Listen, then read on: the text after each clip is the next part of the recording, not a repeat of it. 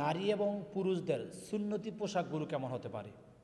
আমাদের কাছে অনেকে জানতে চায়, সম্মানিত মোহতারাম, আমি যে ড্রেসটা পরছি, আমি যে পোশাকটা পরছি, এটা কি সুন্নতি পোশাক কিনা, বা এই পোশাক যদি পরি তাহলে কি সুন্নাত আদায় হবে কিনা, বা কোনো গুনাহ হবে কিনা।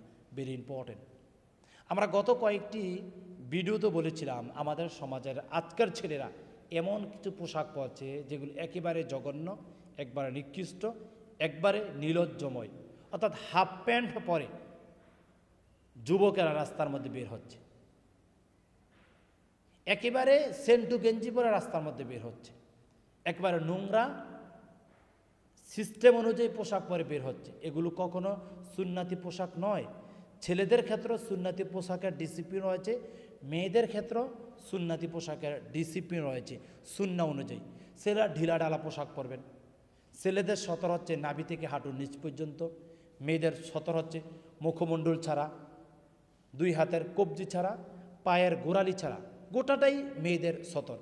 মেয়েদের সতরটা আমি আরেকবার বলছি, মেয়েদের সতর হচ্ছে মুখমণ্ডল ছাড়া, দুই হাতের কবজি ছাড়া, পায়ের গোড়ালি ছাড়া, গোটা বডি, গোটা অঙ্গ প্রত্যঙ্গ তাদের সতর। তাহলে এভাবে মেয়েরা সতর ঢেকে তাদের পোশাক পরিধান করবে। আর ছেলেরাও সুন্নাতি পোশাক পরবে, অর্থাৎ ঢিলেঢালা পোশাক পরবে।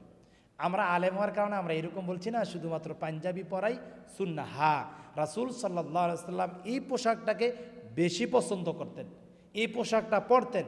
এই জন্য আমরা এটাকে সুন্নাত মনে করে, বিশ্বাস করে আমরা এই পোশাকটা পরছি।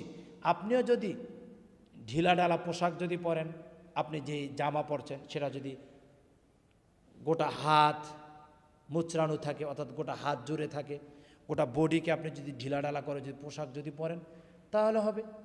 বিশেষ করে যারা উমরাহ করতে যায়, হজ করতে যায়, তাওয়াফ করার সময় যে পোশাকটা পরে, এই পোশাকও পরা সুন্নাহ।